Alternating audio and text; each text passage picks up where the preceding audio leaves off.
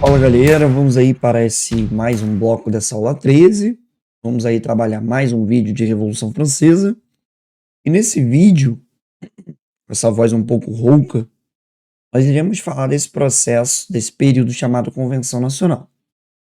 Convenção Nacional é um momento da história francesa, aqui foi, já está mexendo, onde você tem a República. E tem um momento da história da Revolução em que o Luís XVI agiu tanto contra o processo revolucionário que você vai ter uma invasão de prussianos e austríacos, então você vai ter uma galera que vai atacar o processo revolucionário. Você, com isso, declara a pátria em perigo, se descobre documentos que o Luís XVI estava fornecendo detalhes a prussianos e austríacos, e obviamente que isso motiva um processo de prisão do Luís XVI e depois a sua condenação. A gente não vai chegar ainda na condenação, porque primeiro a gente vai apresentar como é que você modificou o cenário político. E, assim, até demorei a gravar esse vídeo, comparado à forma que eu estava progredindo com os demais, porque eu queria entender, de fato, a evolução partidária que aconteceu no processo revolucionário. E eu cheguei a montar esse gráfico. Eu tenho inspiração num gráfico francês, eu fiz algumas modificações, e lá na historiografia francesa, eles usam muito para os revolucionários o termo jacobinos. Isso fica confuso pra gente, porque você pensa que é o período da Convenção Montanhesa, não é? Então, quando você olha o panorama, você tem no início da Revolução revolucionários misturando todo mundo. Tem o cara da alta burguesia, tem o cara da baixa burguesia, tem o popular, tem a galera que quer a monarquia constitucional, tem a galera que quer a república. E quando você cria a Assembleia Nacional Constituinte, você cria a Constituição, você vai ter 3 grupos e 2 deles vão estar na Assembleia. Você vai ter os republicanos, onde você vai ter uma alta burguesia com projetos conservadores e uma baixa burguesia com projetos mais radicais. Fora dessa Assembleia, você vai ter os cordeliers, e você vê ali que são agitadores mais radicais e pressionam como oposição, mas estão fora da Assembleia. E você vai ter os filã, que são os monarquistas. Aí, naquela maluquice toda de 92, quando o rei é preso, de fato, e ele é removido do poder, aí você já começa a criar a convenção, onde você vai ter jacobinos ou montanheses, pântano planície no centrão, e os girondinos, que seria a galera da direita. Então a gente já consegue fazer essa divisão. Eu busquei fazer essa escala, esse gráfico, partindo do princípio que você tem os blocos políticos. Em 94, com a Convenção Montanhesa, eu vou ter ainda mais radicalização no lado da esquerda. Vou ter os enraivecidos com Hébert, os montanheses encabeçados pelo Rousseau e os indulgentes, Danton, defendendo que você tem que dar uma segurada na revolução, de que você tem que diminuir a violência do período do terror. E você ainda vai ter o Pântano Planície, suprimido por esse governo jacobino, e os girondinos, suprimido por esse governo jacobino. Então você tem uma evolução partidária que dá argumento para você entender aquilo que eu falei no primeiro vídeo, as várias revoluções dentro da revolução, os vários movimentos revolucionários dentro da revolução. Então, é muito interessante você visualizar como é que isso se constrói. E aí vamos lá. Quando você tira o Luís XVI, a Assembleia Nacional, que depois vira a convenção, assume também o executivo. E toda vez que você tem um partido na maioria, você tem esse partido conduzindo a convenção. Então, no primeiro momento, a maioria vai ser girondina. E aí a convenção vai ser uma convenção nacional girondina. Quando eu entrar na quarta fase, que é quando os jacobinos tomam o poder, eu tenho uma convenção montanhesa. E eu tenho a quinta fase, que é o momento da convenção termidoriana barra o diretório.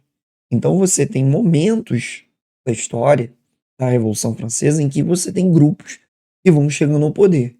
E aí lembrando, você teve a Assembleia Nacional Constituinte, você teve monarquia constitucional, você teve momentos de poderes que estavam sob o comando de outros grupos. Então agora eu tenho essa convenção, que no primeiro momento fica com os girondinos. E aí, para você que ainda tem dúvida, até vale pensar que a organização da convenção dessa forma, ela ajuda até a gente entender o termo direita, esquerda e até mesmo centro, que utiliza-se na política até hoje.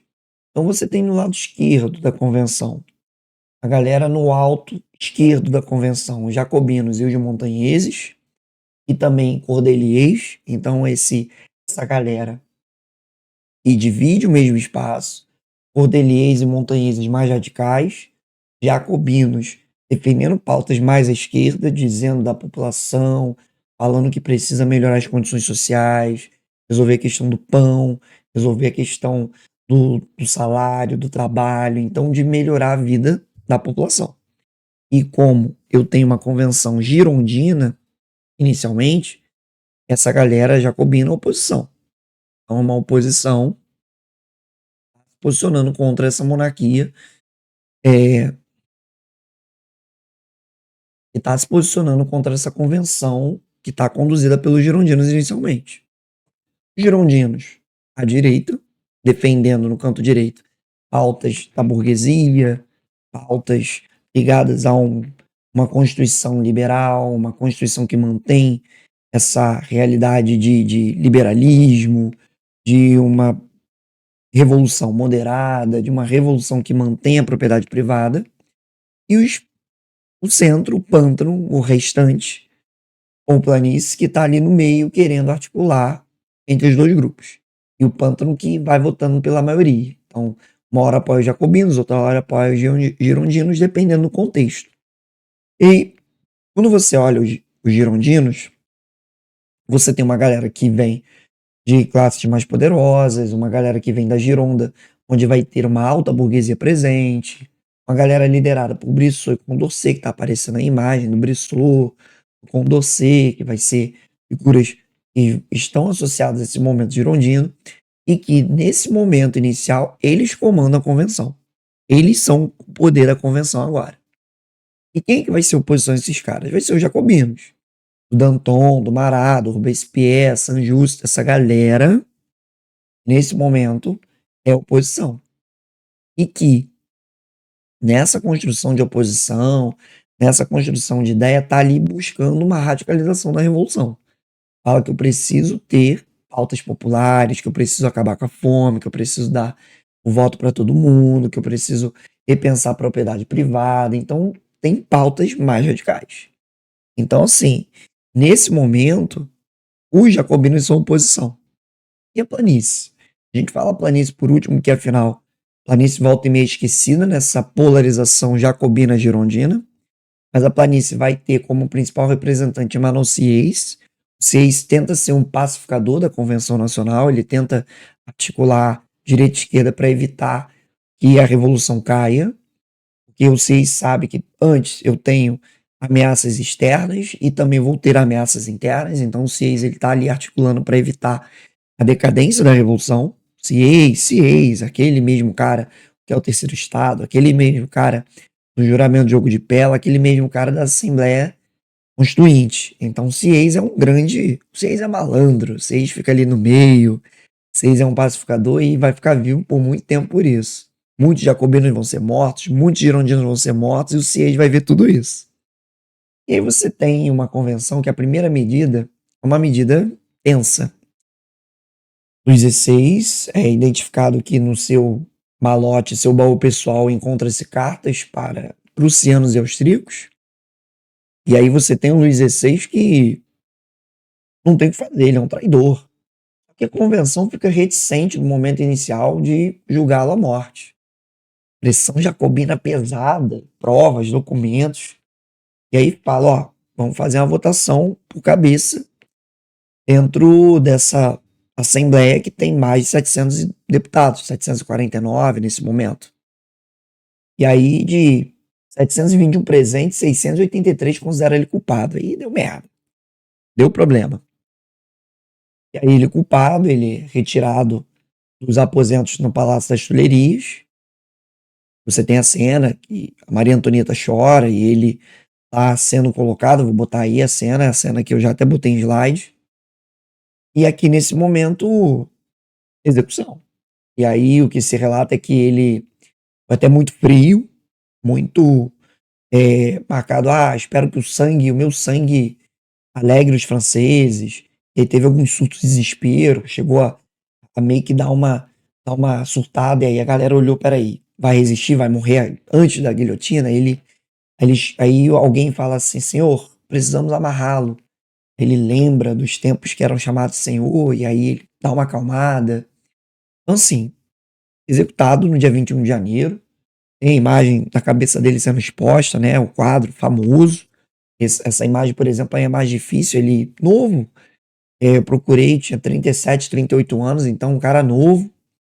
Não tinha nem 40 anos, mas já cansado, né? O processo revolucionário desgastou ele e executado. E aí, quando a notícia da morte dele roda a Europa, onde eu tive um processo revolucionário conduzido pela burguesia e tô botando gente popular, tô colocando coisas assim absurdas, a Europa reage. Então, você vai ter a primeira coligação com a Áustria, Prússia, Holanda, Espanha, Rússia, Sardenha e a Inglaterra. E aí, separa a Inglaterra, porque os 6 primeiros que eu falei, eles temiam que a revolução chegasse nos seus países e levasse a decapitação de reis. Então, esse medo de, isso aqui, se acontecer, vai dar um problema sério. A Inglaterra temia o sucesso da Revolução Francesa, porque sabia que o processo revolucionário francês levaria a França a se tornar um possível concorrente comercial burguês. E a Inglaterra passou pelo mesmo processo. Revoluções inglesas, Carlos I decapitado. Volta, governo de Oliver Cromwell, restauração Stuart, depois Revolução Gloriosa, sem gota de sangue. Revolução Industrial, com condições para a Inglaterra, o parlamento burguês, conduzir. Então a Inglaterra sabia que se a França fizesse esse processo, obviamente, se tornaria um concorrente. Então, quando você pensa, por que a Inglaterra se mete? A Inglaterra já não tem absolutismo, porque a Inglaterra teme o surgimento de um concorrente. E aí os países, a Revolução Francesa, ela causou um rebuliço, né? Tornou uma guerra europeia para evitar esse processo se expandir. E obviamente que nesse contexto, tanto externo quanto interno, aí o interno, tem uma nobreza que vai começar a instigar movimentos contra-revolucionários. Movimentos de, olha, a gente perdeu o privilégio, cara. A gente perdeu o poder. E aí, o que a gente vai fazer? Vai ficar de braço cruzado, perdendo e podendo ser morto? O rei morreu. Agora matar a gente é moleza. E nessa brincadeira, eu vou ter uma população em áreas fora de Paris que não vai entender essa república, que não vai entender o estabelecimento, por exemplo, de um alistamento obrigatório para a defesa do país. E aí você vai ter, né, nesse contexto, nessa realidade da convenção, numa laicização, numa ideia de um Estado que está se impondo sobre a igreja, que está se impondo sobre os cidadãos, que está falando assim, olha, vocês têm que lutar no exército para defender a França. A pátria está em perigo, a gente precisa de um alistamento obrigatório. E a galera fala, cara, no tempo da monarquia não tinha alistamento obrigatório, no tempo da monarquia a igreja era respeitada, no tempo da monarquia eu, camponês, não precisava lutar. E vai ser esses camponeses, esses moradores da cidade de Vendéia que vão pegar em armas e vão falar, queremos a monarquia de volta. Revolta de Vendéia. O primeiro grande movimento contra-revolucionário, a revolta de Vendéia, durou 3 anos. Foi um problema para a Revolução Francesa, você precisou enviar tropas, enviar forças para poder resolver o problema de Vendéia, então você teve parte do exército revolucionário indo a Vendéia, pacificar a Vendéia, e Vendéia recebeu apoio da Inglaterra. Vendéia recebe apoio, recebe capital britânico, e aí você tem um argumento para, olha aí, nós temos ações contra-revolucionárias. E os jacobinos usam isso para, a situação tá feia, tá escrota, porque nós temos inimigos externos e internos. E os girondinos não estão dando conta. Os girondinos não estão conseguindo resolver esse problema interno. Essas são duas imagens da revolta em Vendéia, a guerra dos camponeses e dos cidadãos lá da cidade de Vendéia, lutando contra as forças revolucionárias. E aí você tem o girondino que fala assim, e aí? Vai fazer o quê? O jacobino vai lá, vamos tomar o poder. E sobre o argumento de que a França estava com perigo contra-revolucionário, interno e externo, de que a França precisava de um poder de radicalização para poder combater as forças que pudessem ameaçar esse processo revolucionário, os sans-culottes tomam a Convenção Nacional de Assalto, os jacobinos tomam essa convenção de assalto, tiram os girondinos que são presos, alguns já vão ser mortos nesse contexto, assume a convenção Marat, Danton, Robespierre, Saint-Just e Rébert, e você vai ter um momento chamado inaugurado de Convenção Montanhesa. E eu tive dificuldade para achar a imagem, mas achei essa imagem fantástica.